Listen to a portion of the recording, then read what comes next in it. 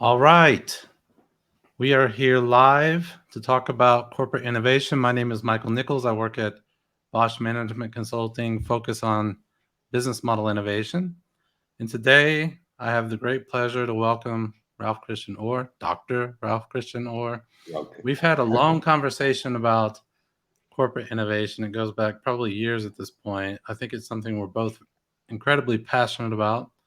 But first, I'd like to have our guest introduce himself, and then really how you got into this topic of corporate innovation. Some people might see it as niche. I think we're passionate about it, but maybe not everybody is. Maybe just a few words on how you got into it in the first place. Sure. Thank you, Michael. It's great to be with you here on the live session. After all, after having made some attempts to do this, we finally made it. Yeah, my name is Ralph Christian Orr. Basically, I was a corporate innovation guy until 2017.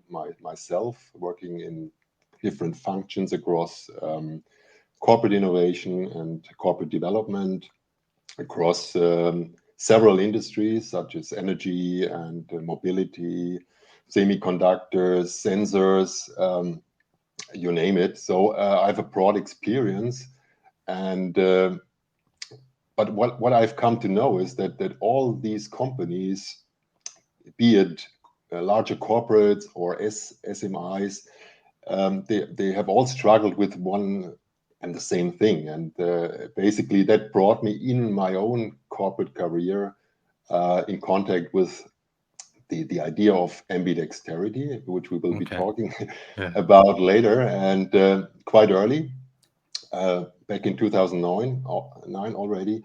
And at this time, it was still a more academic concept still, but I was digging into that and found it quite valuable, and tried to get my head around that over the time, and then started my own blog to write about it in 2013, which generated quite some resonance among corporates and corporate innovators. And this all happened, let's say, in parallel to my corporate activities still. And then I developed my own understanding or approach to ambidexterity, which I have named dual innovation, which might be familiar Yeah. for most of the audience here, and also scaling up. And that again created another wave of resonance later on, and that took me to the decision to stand on my own from 2017 on, and let's say act as an advisor or consult on these specific two topics: dual innovation and scaling up, and really to educate and help companies to make their corporate innovation activities future proof. And I think this is a exciting opportunity, and maybe we can Yeah, we'll discuss a come little to bit the what this Steve actually Blank's means. quote in a second. I think you and I are quite familiar with the ambidexterity and what it means, why it's so critical, and then your take on ambidexterity and dual innovation. But let's start with the basics. What do we mean when we say innovation? Because I have the experience that when you talk to people about innovation, they have very different things in their head.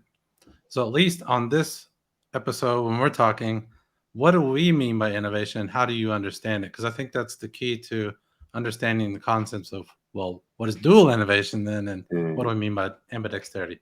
Maybe start there. What is your take on what innovation is? Well, I think maybe there is not one definition of innovation. Maybe there are two, yeah, or two forms of innovation, and this then is tied to the notion of ambidexterity or dual innovation.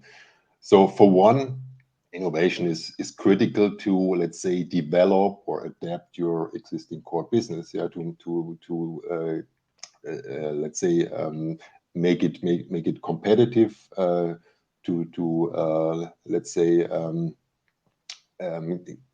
keep up with existing competition and the market out there. So this is one, let's say, And, th- definition of and this is where you innovation. hire MBAs I have an MBA, right? So this is where you heard the MBAs: more cash, more efficiency, more Exactly. productivity. Growth, Generation two, efficiency. slightly better, better features, and we just keep improving the existing model. Yep, Exactly. Everything in service of the core business, everything which is related to what the company is already doing, right? So, very good. and then it gets tough. There is, let's say, more to that. And there's also some innovation which, let's say, stretches beyond this core business. And this is tough to manage, as we all know, but it's also critical to let's say make companies future proof, because we need it as, let's say, existing models, business models, Hmm. operating small models, um, yeah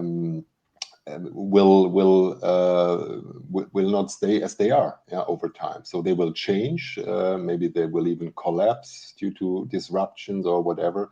So we need to think about new models and new opportunities, and this is exploratory stuff or exploratory innovation, right? And so Exactly. So it already gets tough. I think if we've all worked in innovation, it gets tough when you even start doing adjacencies, exactly. right? Or if you even try to cross sell from one unit, something out of one unit to the next, and then you add in the complication of invention and R&D, because I think a lot of people immediately gravitate towards invention and R&D when they think about innovation. And I'll just jump to my interpretation. You can make a comment, then we'll jump into the rest of the content.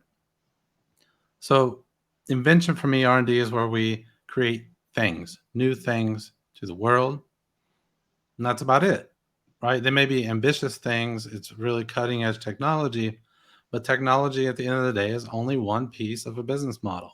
It is not the business model, it is not the value. And so the innovation piece comes when we figure out how to take that thing to market. And that's Exactly. another, and what you see from what you're saying and what I'm saying, I think, is actually innovation is this huge spectrum, right? From the invention to the core business to adjacencies and that really fuzzy area beyond. But let's go into that fuzzy area beyond, because I think that's where the ambitions of corporates lie, at least in my interpretation, when they want to see the next big business model. And it seems that they're struggling with it. Exactly. And why are they And struggling? And maybe tie in ambidextrous organizations to that. yeah, I mean, I think this is a good opener here. This quote by Steve Blank, which comes from his foreword to the second edition of Lead and Disrupt, the famous book of Tushman and O'Reilly. And I think when Steve Blank comes up with something, yeah, you have to pay attention to that. And I'm really glad he is pointing that out. So he basically says, so ambidextrous organizations were nice to have in the 20th century, but they really have become essential in the 21st century, right? And uh, it's not just separating uh, organizations for each functions, yeah, to make ambidextrous companies work, but it's really a different way to organize companies, right? And Mm-hmm. this is a really really big thing, and companies really need to learn to think at least in two tracks. We will learn a little bit later that I Mm-hmm. think after having learned to think in two tracks, they even need to learn in three tracks if they really want to make ambidextrous organizations work. So we will come to this in a minute, but I think this is a huge idea here for Yeah. So companies. let's start with the idea itself. Ambidext theory. I use this term in some context, and people look at you like, "What the hell are you talking about? What is ambidexterity?" So maybe we start with the definition. Like, you can't even use that word because people don't understand it. So, what is it that is meant when O'Reilly and Tushman say ambidexterity? Well, I think it's about driving the existing core business and plus new business, which goes beyond the core business in parallel, right? Mm-hmm. Um, and you have to organize. for that. And there are different, maybe different ways to organize for that, but in essence, it's about coming up with both, right? Developing, keeping your existing business sustainable, but also coming up with completely new stuff, which is at the point of inception not yet related to the existing core business, maybe, or even at the worst case disrupts the existing core business. So how do you deal with that? Yeah, under one corporate roof, and that makes ambidexterity so fascinating, but also so challenging to manage, right? And what I found interesting about his forward to the latest version of Lead and Disrupt is how humble he was. Because I think in corporate, where we often start, and maybe comment on this, drawing on your experience, is we start with methods and tools. And Steve Blank came with, along with Eric Ries, with Lean Startup. This was the key to unlocking the exploratory innovation at big corporate. And the idea essentially is test things quickly in the market, act like startups, get out there, test with customers, and find the value that you're creating, find a real problem to solve, check that it scales, all this stuff. And that's all good, right? You have to do that for any business. But here's the question.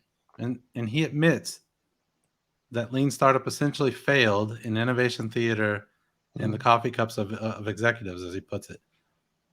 Let's say you find the customer, you got something good. It seems like you found a solution. It's maybe a niche market, but has potential to grow.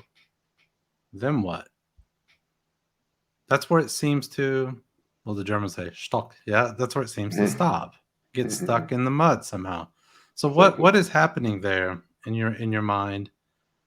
And I think we're going to come to this, but just to initially address it, what is the biggest problem of all? Because it doesn't seem to be methods and tools, doesn't seem to be design thinking, lean startup. Everybody can do that these days. What is it then, in one word? I think he was right in suggesting that let's say new ventures have to follow a kind of lean startup methodology or employing design thinking and all those startup related tools. I think that's not the point.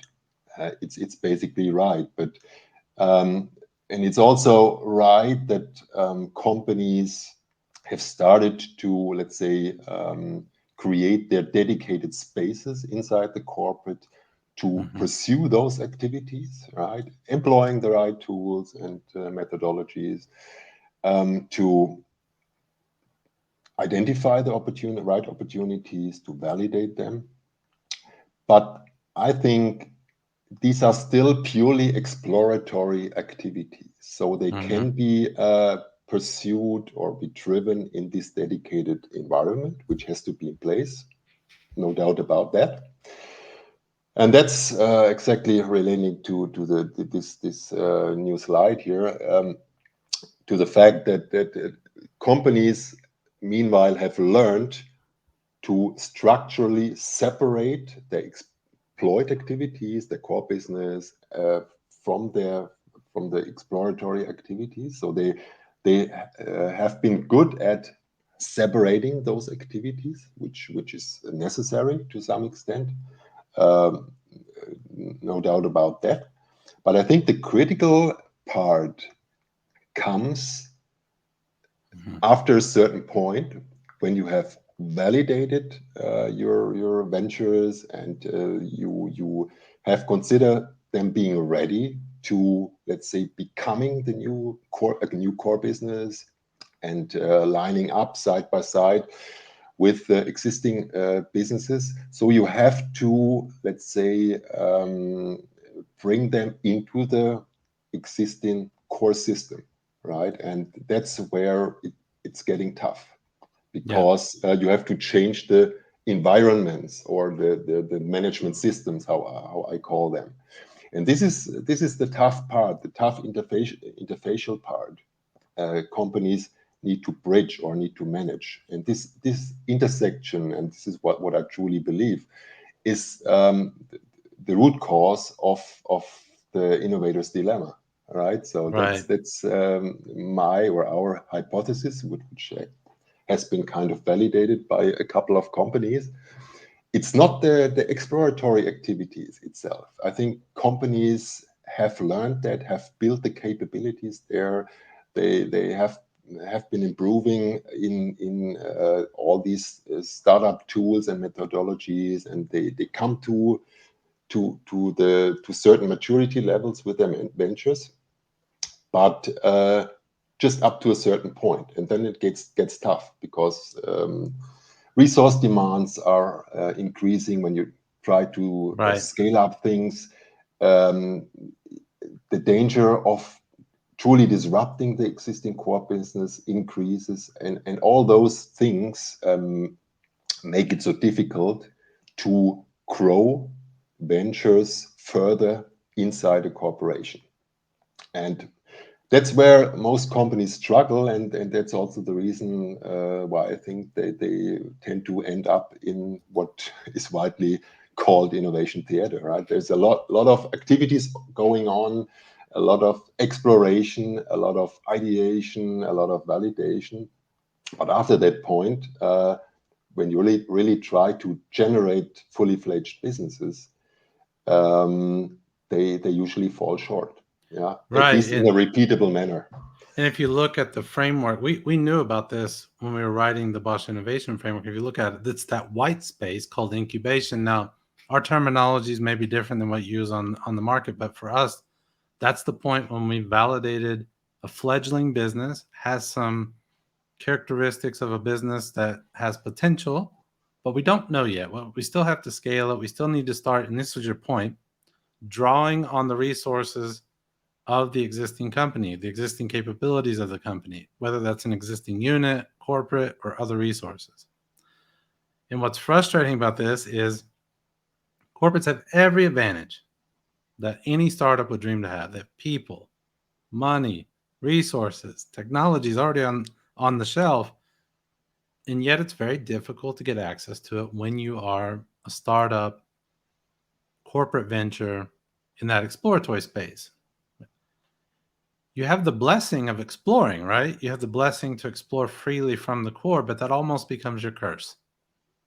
Exactly. That it's this, you're kind of left out. I think Frank likes to use the ships, right? You're kind of a ship left outside a harbor. There is no harbor for you to come back to.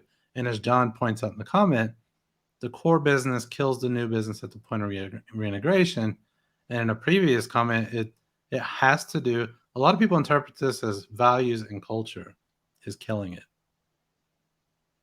I have a thought there. I think it is a result of hiring MBAs like me, if I want to be honest, because we're trained to do productivity, efficiency. We have KPI target of whatever, EBIT target of this, revenue target of this. And when I look at this new venture, I know that it's risky and I might perceive it as a cost because it's not proven yet. And that's where it gets stuck. Why would I ever invest in that? Why should I? Do you have any thoughts there? Why should a core business manager executive invest in something like that?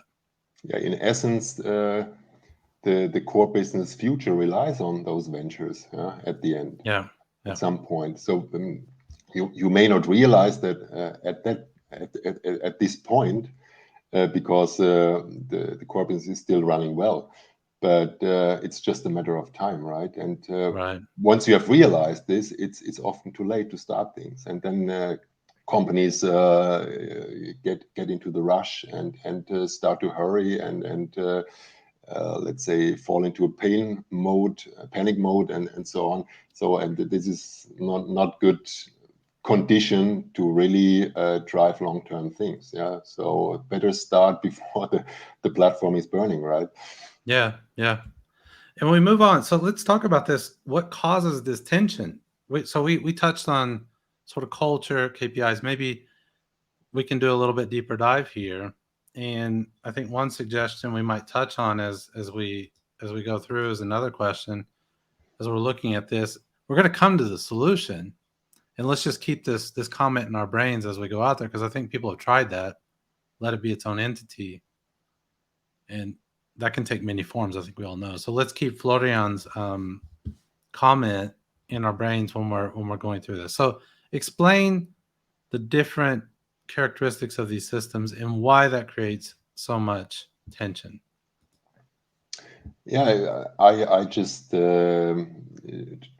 try to display here, and you will see that there is a huge difference in the management systems of an exploit system and an explore system, right? So just the idea of failure, right? If you take this in an exploit system, and in particular, if you are in an engineering company or in a strongly regulated company, failure has to be avoided by all means, right? And It's maybe that's correct, right? Because exactly by definition, the core and the exploit. And this is why I'm a little bit skeptical of transform the entire company narrative. The exploit system actually needs to do these things, right? Because they're the ones providing the cash for the exploratory effort. And so they exactly have to be strict. And one of the ways I think about this is, let's say you want to build a nuclear power plant. Well, you're not going to fail fast and fail cheap, right? You got to do you got to cross all the T's and dot all the I's. You have to treat it very much like an exploit thing. And there's nothing wrong with that. There's a reason this business got successful. But then there's the other absolutely. side. But that the people, this is where I think the tension comes. The people running that system somehow have not recognized that there is another system. Exactly. So maybe let's dive into that. And that seems to be the heart of the innovator's dilemma. You raised a critical point. I mean, as I indicated on the right side of the slide, is management system can be defined as interplay of different elements that is optimized to achieve a specific purpose. And the exploit systems or existing business models are perfectly designed to execute the existing business model or the existing business, right? And there is nothing wrong with that. On the contrary, it's perfectly right. Yeah, it's if it wasn't like this, they couldn't let's say execute the business model so well, right? Yep. So, and we Yep. shouldn't transform this, and this is a very great point from your side. And but to really drive new things that are not comparable to the existing business or to the existing business model, you need a different system. And this is the first thing you have to do, establishing a kind of dedicated space inside a corporate with an, let's say, distinct management system, which underlying this environment where you really can drive new things. And the setup of the system is completely different or even disparate. Yeah, and to drive new things, just getting back to the notion of failure is an inherent part of learning, right? So you need to fail in order to understand if you are right or not. Right? And Exactly. so We say, and you might have to fail with a lot of these ideas or ventures, fail enough that winners emerge, right? And it's somehow a numbers game too. If we come back to Florian's question, are you talking about a dedicated entity separate from the core, or is it something else you're talking about? I think we're going to jump more into the details of it, but just so the listeners don't imagine like a spinoff. Are you talking about a spinoff? Or are you talking about a unit within the corporation that depends on the corporation? I think you can regard different levels. You can let's say consider just one venture. So this would be a one corporate startup, one activity. Nevertheless, you have to develop this new venture, this single new venture in a dedicated environment, yeah, with the appropriate tools, methods,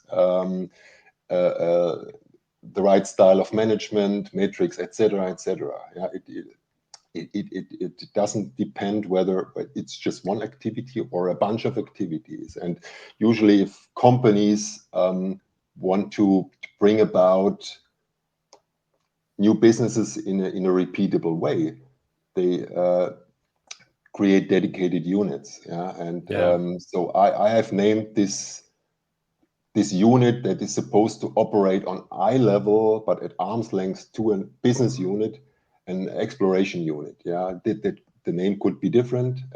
Yeah. No, Some call it and incubation unit I or think the innovation lab, challenge whatever. I think the challenge you and I have is I don't think either of us believes there's a cutter answer for every corporate. It could look Exactly. like this in one corporate, could look at in another form at another corporate. Just to summarize the innovator's dilemma in a dumb way, the reason corporates struggle with innovation, exploratory innovation, is because they're so good at managing their existing business. That's the fundamental thing. And in Christensen's worldview, I think he just simply comes to the conclusion, at least earlier in his career, till he wanted to sell the consulting, that corporates can't do this. You must spin them out. But there's another line of thinking. I think that's where we sit. And that's where O'Reilly and Tushman sit with Ambidext Theory, which says, actually, you can manage this. And I think that's what we're going to talk about now. It's not all theory, right? A lot of people in the hear Ambidext are like, this is all theory. It's high brains in the clouds. It'll never work. But it's not theory, right? It's organizational development. So innovation is, at the end of the day, an organizational problem. So let's talk about this. How do we begin to think about solving this? And I think we'll come to examples later. But Exactly. what do you got going on here? Yeah, if you look at ambidexterity in its widely used form, you usually think of two tracks, right? The exploit tracks running the core business, and the explore track, accelerators, innovation labs, whatever, some dedicated spaces for new activities. And so as of today, I mean, most companies are good at the exploit part, right? And meanwhile, many companies are also good at the pure explore part. Yeah. I have that So impression too. I have the impression that's spreading rapidly. The fundamentals of design thinking, lean startup, agile, putting it exactly, together, not religiously, right, but using it where appropriate. And the simple thing is you just validate the venture. I think there was a question over here. You can prove the venture's potential over time. We know how to do that now. We know how to measure the maturity using evidence from the market. exactly. But when I look at your picture, there's a space between explore and exploit. And that's the space that we're talking about where the tension occurs, where the transfer is failing. So let's talk about dual innovation. What is the difference? Because when I look at dual, I think, well, isn't explore and exploit already dual? Is this not like something like triple, triple Yeah, innovation? So what is it? that's a good point. I'd still name it dual, Yeah. but we will come to this in a minute. But as you said, I mean, companies need to first learn. Okay, we need, in addition to our exploit activities, we need explore activities. So this is, let's say, a necessary requirement, right? And they start doing this. But at a certain point, they realize, well, actual innovation impact or let's say sizable businesses are usually created at the intersection of explore and exploit, right? Yeah. Why Uh, do you think that in, is? Why is that? Why do you think that happens that way? Because I think that's the crux of your theory, why you need this space, because that's actually where it's working. Is that correct? My interpretation. yeah, it's correct. I mean, it's what we call scaling up, right? So Mm, after the validation part, once you have validated the venture and consider it to be ready for scaling and worth being scaled, you need to put resources into it. You need to think about what is the right pathway. Do we integrate it in an existing business unit later on?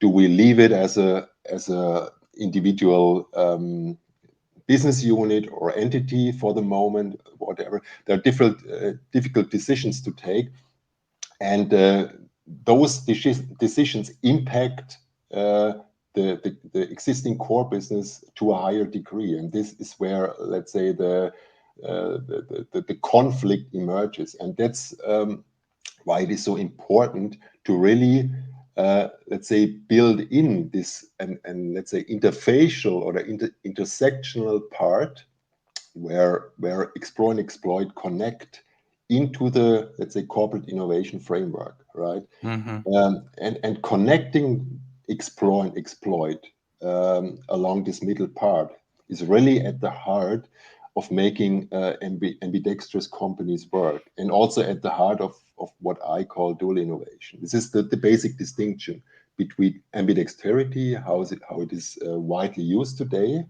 with two tracks, and dual innovation, let's say, building on two directions of impact. That's why it is called dual innovation, meaning sustaining the core business, but also building new businesses.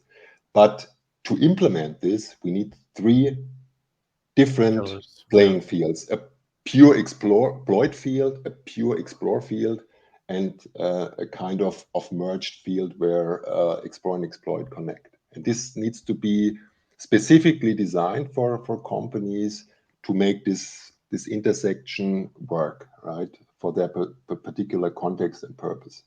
Right. And I particularly appreciated Steve Blank's statement. And in the last version of Lead and Disrupt, it was recognized and it was stated, it was hinted at in the first version, but the second version, it was explicit. It's not good enough in corporate to be good at ideation. A lot of executives think we just don't have enough good ideas. I think if you've been in innovation in corporate, you think that's BS. There are lots of good ideas. You have to test them. Most of them will end up being wrong, but ideas are not the problem.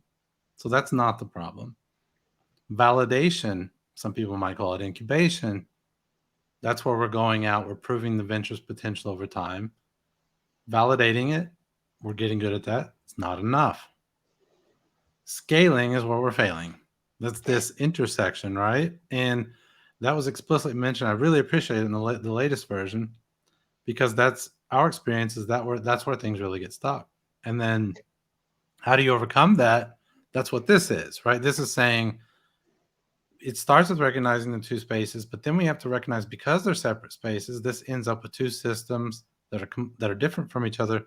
So at some point, that venture has to bridge the gap back to the exploit, because its goal is to become exploit, right? So to reiterate, the company has to be good at all of those things.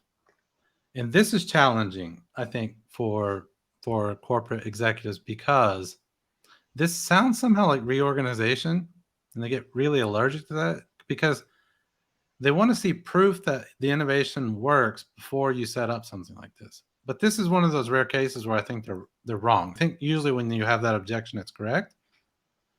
But simply, the fact is simply that if you're not set up organizationally correctly from the beginning, the chance that your innovation has success is probably close to zero. Yeah. I Yeah. think you make a very important point. I think we should not downplay the importance of, if we distinguish the, let's say, exploratory capabilities into three distinct competences: discovery, validation, and scaling up. That's how I do it. You could come up with different terms, of course, but you shouldn't downplay the former two, right? It's important to start with discovery, to identify new opportunities, to ideate with your employees, whatever, because that's the start, right? And Mm-hmm. later on, you need to validate those ideas up to a certain point to decide whether they are worth being scaled, whether they really fit to the existing strategy, whether they fit to the BU strategies, whatever.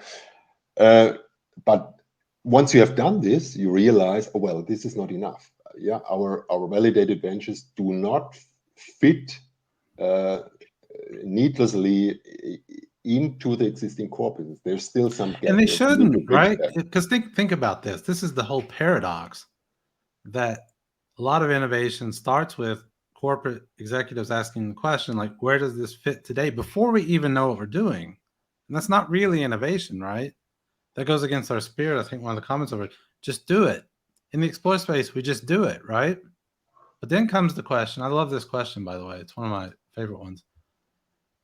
And I think that the answer to your question, one might ask, because my question to you, Ralph, is how do you even get into this exploit plus explore? Because you go out of the just do it mode, highly creative, exploring. Is this set up before or after? But let me think about this question. This is absolutely correct. If you come to a CFO with an exploratory idea where it's niche, it's small, you have a few customers, a few POCs, right? Proof of concept, MVPs, and you come to them and you say, "Hey, we got a few customers. We think we're onto something. We're not sure exactly what the value proposition yet, but we're building to it. We don't know if it'll scale yet, but we're going to find out. I need some money." What's the correct answer from the CFO? No. If he's if the CFO, if he or she is rational, they probably would say no. And yet, this is what they have to do. That's true, but So how do you manage that with this dual innovation? Because how do you how do you overcome that? Because I think that is a real problem in the exploit explore to bridge that gap. So how does exploit explore the middle box plus explore in your dual I, innovation tackle that? yeah, I mean, I think what you describe is an ad hoc approach, right? You start the venture, and then once you are, let's say, at a certain point, you ask for money, and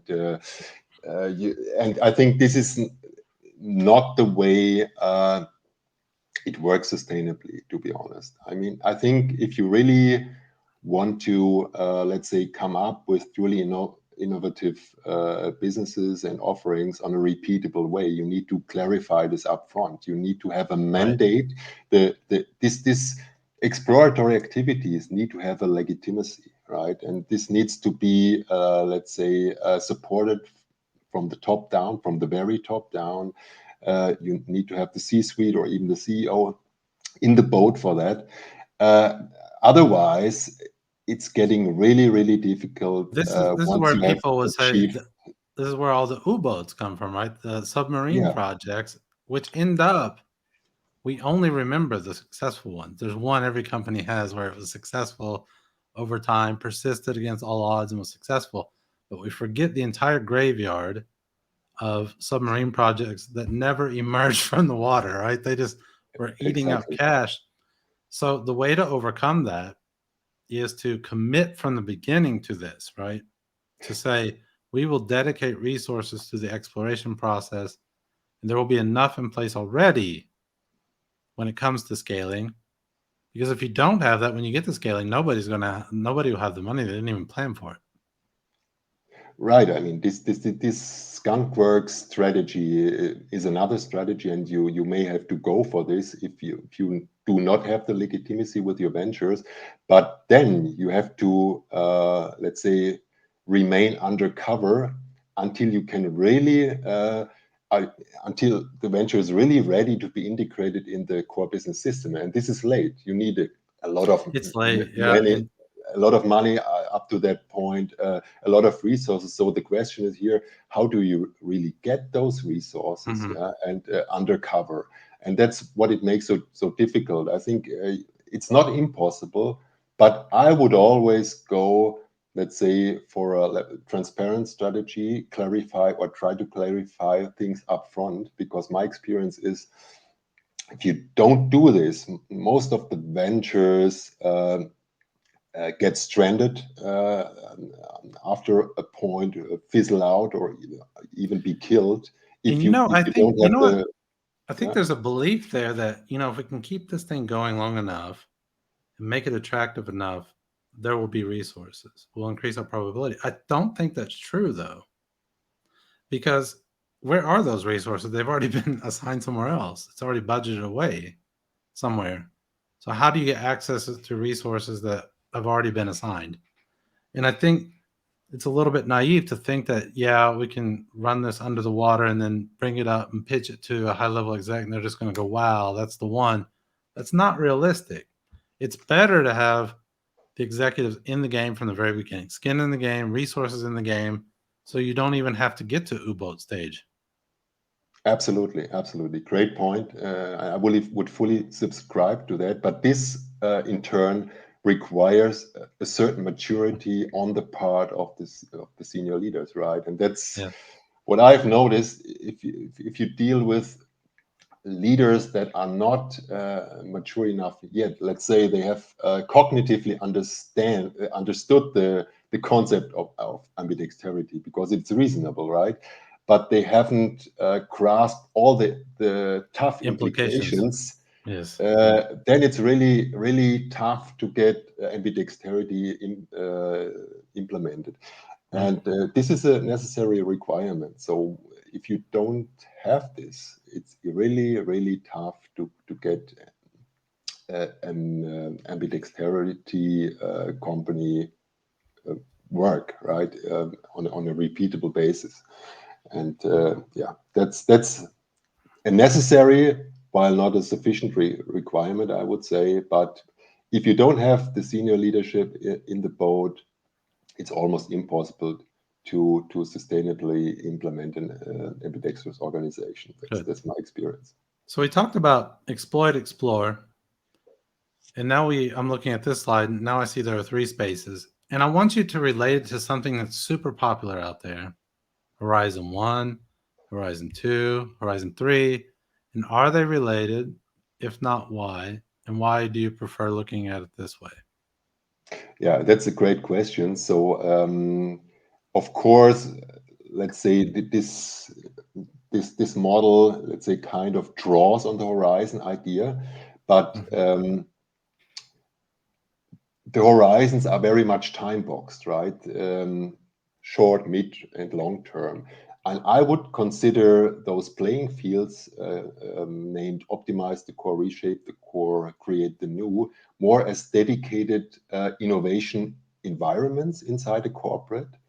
And let's say distinct operating models. Right? So this is something which is not, which basically does not depend on the time horizon. It's just a way to go about innovation. Yeah, And that's so my this is, problem with the horizons. I don't know if it's meant that way, but I think the perception that you get when you look at the thing with horizons is 3 is out there. We'll do that when we get there.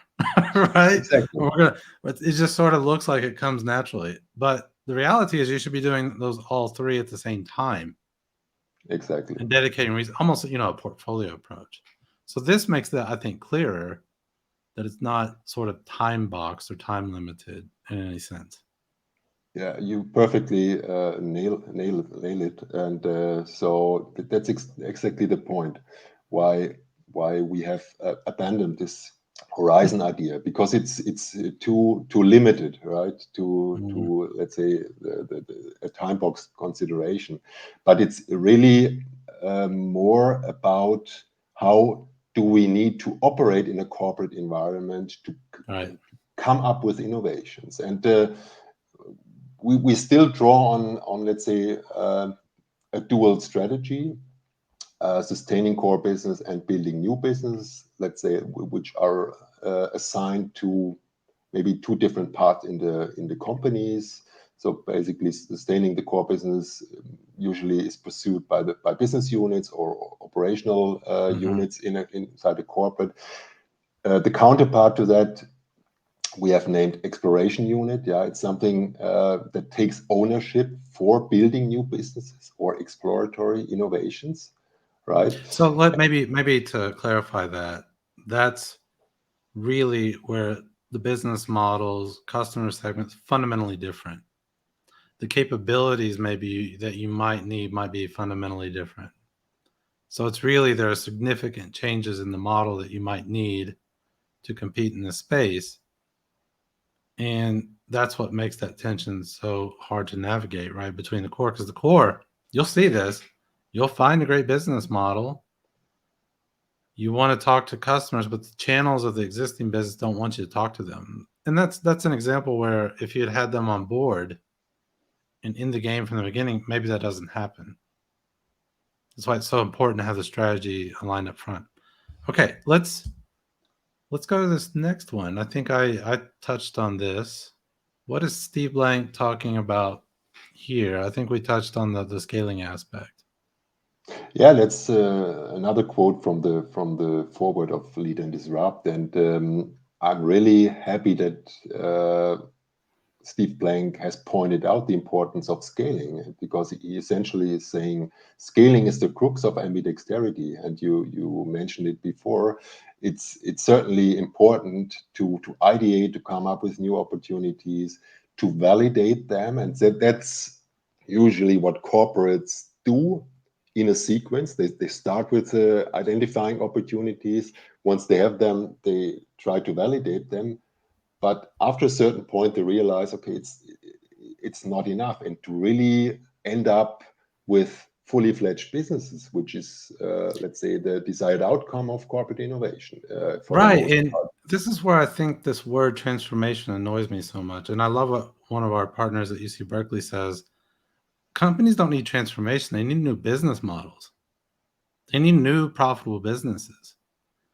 And this transformation thing, I think, gets turned into this monster of our core business. And this is a danger, by the way. Our core business, they're just not agile. They're not innovative. But you and I are saying they're not supposed to be, right? At least they should be innovative in the scope that they have to more productivity, efficiency, that. They should do what they do, right? And over here, you create this nice, fun, and this is the way it manifests itself in corporates, innovation sandbox where it looks like people are playing around, then you create resentment between the two systems. Exactly. And that's not healthy. So that's another reason why I think I like the idea of the in-between space, right? The explore plus exploit and the interface. And how do you manage that culturally? Yeah, as we have seen in the previous chart, I mean, there may be a need to transform the core business, but just in case the existing business model or operating model doesn't work well anymore, so we have to just maybe 1, 2, 3 of its elements, right? But not completely overall the business model. So I'm not saying. Transformation of the existing business is not necessary, but it's a means to an end, right? So if you see we need to do this in order to serve our existing customers, it's perfectly fine, right? But Maybe it you can doesn't. address this question here. I think he's referring to efficiency, arrow to transformation.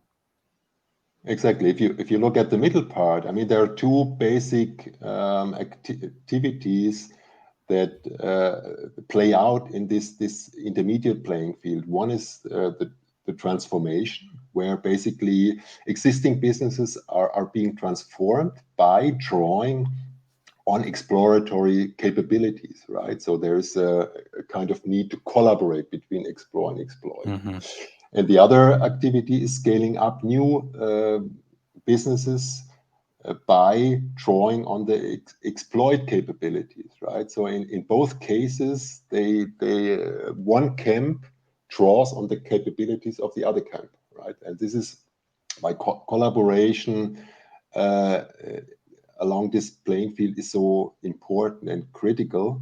And let's And say the way you're looking at there, that's just a maturity. You discover, you validate, you scale it up, you grow it, then you're core, and exactly, then you're transformed as a result, right? this is kind of life cycle, Mm.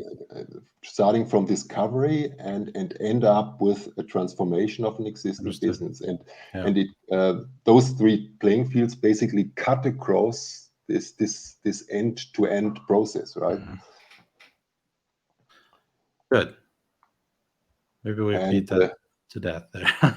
exactly, and this is what depicts the scaling up, the other activity, right, which is critical to, let's say, move the corporate ventures to the existing core business, and I think this is a kind of white space, right, and that's the main reason why we need to have an intermediate playing field, and let's say we need to design the connection between the exploratory activities and the core business, yeah? Because without this scaling up part, we would end up in innovation theater, right? Just doing Yeah. exploratory And part stuff. of the reason is, I mean, that line could also be the amount of investment, right? Because once you get into that white space, then the amount of investment you have to actually put on the table rises almost exponentially, right? From your early exploration. If you did the exploration correctly and you didn't spend so much money, something like 1x, then 10x as you build your MVP. And now we're talking 100x. Exactly. How many of these can you do in a company? If the number's like 100x, how many of these explorations can a company feasibly do at a time? That's a great question. So I would say if a scaling up venture is truly disruptive, meaning it actually disrupts or cannibalizes an existing core business, you can just go for one because everything else is not that digestible. If I think those Scott are more Anthony talks about that too in his yeah, approach. Yeah. if those are more, let's say, sustaining ventures or competence and enhancing corporate ventures, I would say maybe 5 to 10 or so, yeah, depending Good. on the size. But this is To get to what those numbers, here's a question I have. To get to sure. those numbers, how many do you need to have in exploration? Because my assumption is most things fail to even get to there. So how many things do you need to be testing, exploring over there? You can roughly back calculate, right? So Yeah, because you need a probability. high amount of ventures or opportunities to end up having 5 or so that are really scalable, right? So Maybe there is a 100, narrow 500. It's yeah, unclear, right? 100, yeah. It's I some think high number, right? We know you have that. made some calculations on that, right? Through your accelerator program. Yeah. And I think our realization was, and it's intellectually humbling, is that we couldn't beat the numbers in the world. The numbers in the world are just the numbers in the world. Most things will fail. In biology and evolution, most things fail over time, right? But winners emerge. And the question is, how many bets do you need to place so that out the back end of the funnel, you have something worth putting your 100x investment into? Hmm. And I think that's also underestimated how many bets you need to make over there. It's also underestimated how much that white space costs. I hear all the time, here's an EBIT target of 20%, here's a millions in revenue. And by the way, we expect you to become a unicorn, but your investment this year is 1 million. That can never work if that's the ambition, right? So rule of thumb is something like you need to invest as much as the revenue target. Exactly. If you want 100 million, invest 100 million. And if you're not willing to do that, this is the question: should you even start? You're probably setting the seeds for failure, right? Let's go here because and while we're doing this slide, can we talk about some examples of companies that do this well? Because right now, I think it still kind of sounds like theory. We all know this when we're in innovation, but let's talk about success factors to make this thing actually work. And then, do you have any companies that you could point at Yeah, that do sure. this well? I mean, And don't use my company because that's not fair. That would let's think about other companies that do this well. yeah, you should have to talk about Bosch. Of course, you're more familiar with Mhm. that. But I think while working with a couple of companies on scaling up, on bridging this middle ground from explore to exploit, we have identified a lot of success factors, that need to be in place to increase the likelihood for scaling up success. And I don't want to mention them in detail, but maybe we can, let's say, categorize them in different buckets, right? Well, the Um, top one I think we can discuss. If you don't have that, it's over.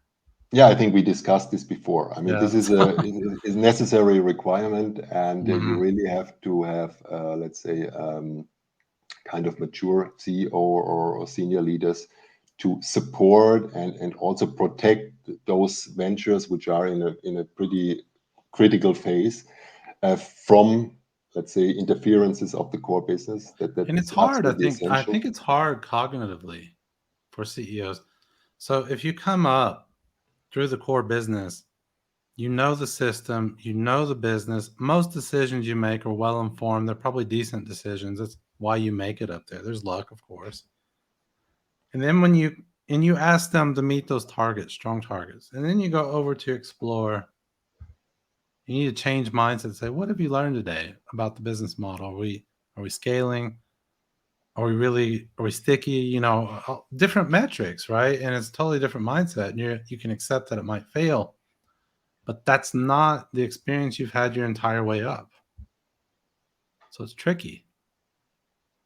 It's tricky. Do you know any CEOs think out there that maybe manage this well or are good examples? I can think of one and why it makes sense. Or no I longer think CEO. I mean we've been working with some companies who really have received the support from their top management. For example, BP. We had them in Mm-hmm. the peer group back in 2017, which resulted in the book Scaling Up And Corporate they have Startup. urgency too, right? They have They have urgency. urgency, and Yeah. they really aligned all their activities up front. So they at some point they said, okay, we have created great results. It all makes sense. So let's put it into practice, right? And we have the Mm-hmm. backing from our senior leadership, and we have the money. We will get the resources. So let's go for it. And then they came up with what they call Launchpad, the dedicated scaling up factory, which is in operation for I think a little bit more than Mm-hmm. 2 years now, and which is quite successful. Well, and if they're And working with you, I assume that you've educated them on what these things are, why they matter so much, and they've yeah, obviously embraced it. Yeah. I think well we've pointed out many of the things I'm showing here, and that they really understood that, and that they really built up a dedicated entity or a venture builder to cover this white space in between, right? Mm-hmm. And others like Scania. So I've been working with. They have a slightly different model, so they do not have, let's say, a dedicated entity with full-time resources, but more a small team that is supposed to, let's say, orchestrate the the intersection between the front end, the R&D Mm-hmm. related Mm-hmm. activities, and the core business, but nevertheless own this scaling up part, yeah, as a small team.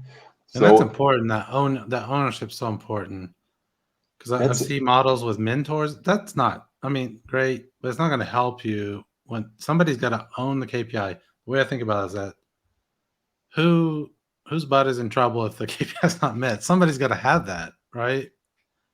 With, yeah, with these new ventures, otherwise, and it's got to be senior. that's Otherwise, it gets exactly the lost. point. Yeah. Normally, this scaling up space in between, it's a kind of no man's land. So Mm-hmm. which nobody owns, right? Neither Mm-hmm. the Mm-hmm. exploratory unit, an accelerator innovation lab, nor the business unit. So who is taking care of that? And Yeah, and I if this call is that not area. clarified, there is no money, there is no resources, and then the ventures usually die or fizzle out, right? Well, And this is if you have the courage to kill them, I call that area the Bermuda Triangle. Projects go in, they just never come out, but they don't die and okay. they don't thrive, right? And then you got to figure out how to manage that. The person I think about that probably is naturally ambidextrous in the thinking was Bezos. Was an entrepreneur who happened to be good, really good at execution too, and that maybe that's Exactly. just rare to have someone like that. It's definitely rare, and I think it's necessary to have such a guy at the helm, Mm, ideally, but it's not enough. You also have to have, let's say, operational linkages in place, correct. and this relates to the other points The here other on the buckets, yeah. slides, right? Like autonomy and dedicated business building environment. We touched on that before. We need to have the right validation and scaling up readiness measures in place. We need to make sure that the venture can tap the what we call incumbents advantage, but with Hmm. minimal encumbrances, right? So this is important. We need to have the right people, personnel on board, which is what is very important is to have the right, let's say, ambidextrous guy at the helm of the corporate venture, because he has to, on the one hand, make sure that the Or a startup is combination, growing. right? So And there I'm thinking like Jobs Cook. Jobs is not execution minded. He was more creative in the clouds, but he needed somebody to do the execution. Exactly. And this guy, this venture head, or however you would call it, he needs to navigate the, let's say, political environment in the core business. Mm-hmm. So he needs to be familiar with a corporation, right? So Which it's is a tough another, balance. Yeah. which is another issue that I think corporates suffer from is they often put junior people on these projects, Yeah, no, and that's they're too junior to have the network to survive. Is the issue? that's that's something I think Tushman O'Reilly clearly pointed out. They said from their experience at IBM, the emerging Mm-hmm. opportunities at that time, I think they said put your best people into that Mm-hmm. ventures, otherwise they risk to fail, right? So because this is a Yeah, really tough job to be carried out. yeah, yeah. Very good. Let's see. Yeah, I think That's the end, we're right? over. We're at the end. I, Are there I, any things that we maybe you want to ask me, or maybe we missed that are obvious? Maybe any questions from the comments? How can you think of I, anything? I I would, yeah, let's say your experience with Bosch, right? So, what is your opinion? So, what is the next step for Bosch to take to become truly ambidextrous, or are they already ambidextrous?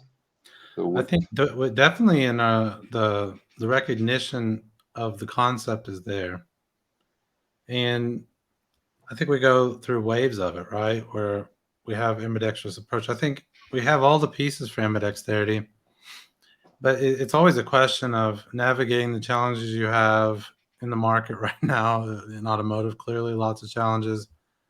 Consolidating the core, and then refocusing back on these exploratory efforts and managing that. There are all the pieces in place, Hmm. but it's always difficult to manage it. I don't care what company you are, it's difficult. I want to put up one more question from Adrian. What about this? If we look at the top, is that an idea?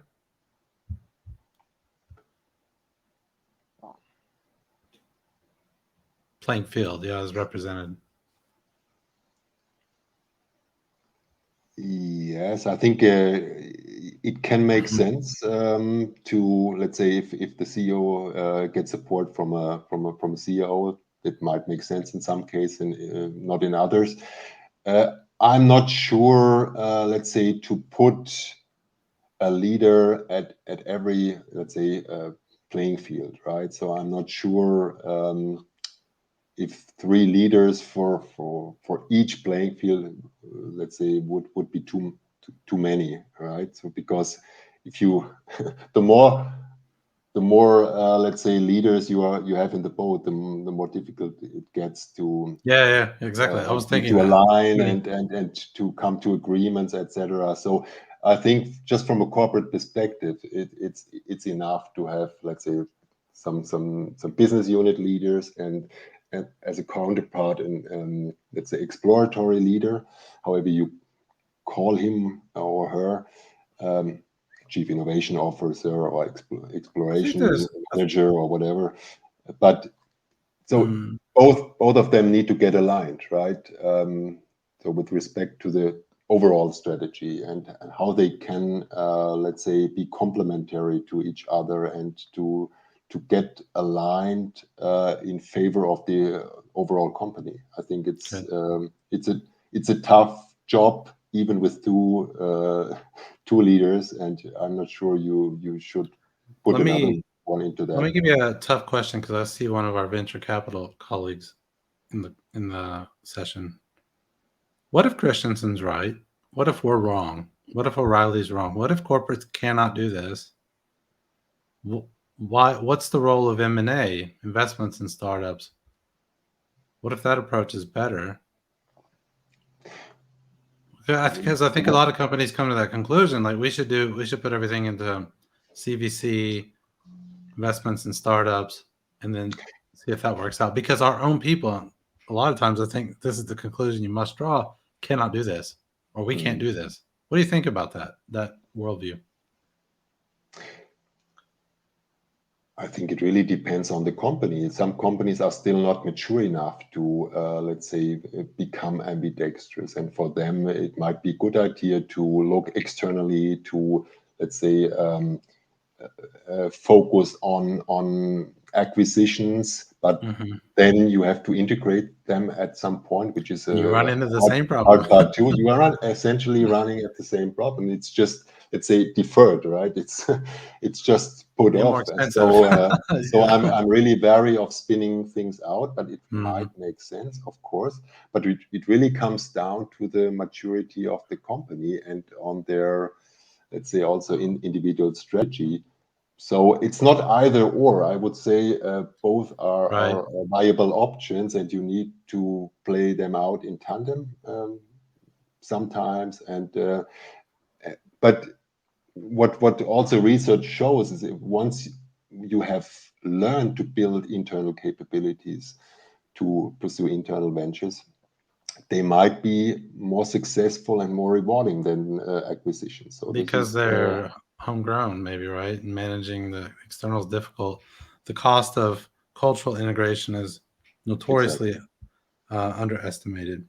Let's Exactly. finish here. I think we've touched on lots of topics. I think the conclusion here is that it's not easy no matter how you approach it, but these are concepts that help you think about it, how you can start to work towards solving the scaling problem. And I want to Exactly. reflect on my last statement. I'm going to ask you yours as well. Just a final question. What is your greatest learning being in this corporate innovation game? And then I'll start with that. What's my greatest learning? One is the longer you're in it, the less religious you are about any given method. You learn to be intellectually humble because most things you try just don't work for good reasons and for bad reasons. You can't really blame anything, but that's the thing I've learned the most, and that we have to remember always that innovation at the end of the day is a people game. It's a political game. It's an organizational problem that has to be solved.